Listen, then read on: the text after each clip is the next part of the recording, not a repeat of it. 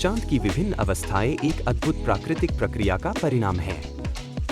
जब हम रात के आसमान में चांद को देखते हैं, तो हमें उसकी खूबसूरती के साथ साथ उसकी विभिन्न अवस्थाओं का भी अनुभव होता है। चांद की ये अवस्थाएं मुख्यतः 4 प्रमुख चरणों में बांटी जाती हैं: नव चांद, पहला चौथाई, पूर्ण चांद और अंतिम चौथाई।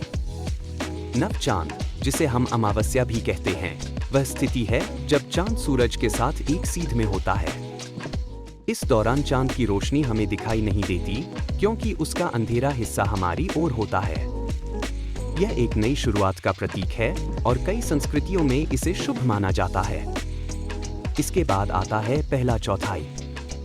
इस चरण में चांद आधा दिखाई देता है और यह तब होता है जब चांद और सूरज के बीच का कोण 90 डिग्री होता है। इस समय चांद की रोशनी का आधा हिस्सा हमारे लिए खुलता है। यह समय नए कार्यों की शुरुआत के लिए बहुत अच्छा माना जाता है। फिर आता है पूर्ण चांद, जो सबसे चमकीला और खूबसूरत होता है।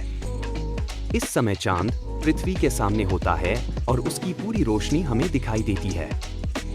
पूर्ण चांद की रातें अक्सर जादुई होती हैं और कई लोग इसे उत्सवों और समारोहों का समय मानते हैं। अंतिम चौथाई में चांद फिर से आधा दिखाई देता है, लेकिन इस बार उसका अंधेरा हिस्सा हमारे सामने होता है।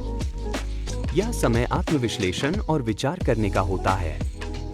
इन 4 चरणों के अलावा चांद की अन्य अवस्थाएं भी होती हैं, जैसे कि गिबस और वैनिंग। गिबस तब होता है जब चांद पूर्ण चांद से पहले के चरण में होता है और यह लगभग पूर्ण दिखाई देता है।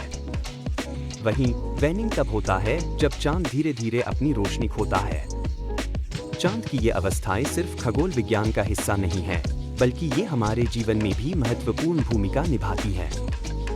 कई संस्कृतियों में चांद की अवस्थाओं के अनुसार खेती, त्योहार और अन्य गतिविधियां निर्धारित की जाती हैं। इस प्रकार चांद की ये 4 प्रमुख अवस्थाएं न केवल हमें खगोल विज्ञान के बारे में सिखाती हैं, बल्कि हमारे जीवन के विभिन्न पहलुओं को भी प्रभावित करती हैं।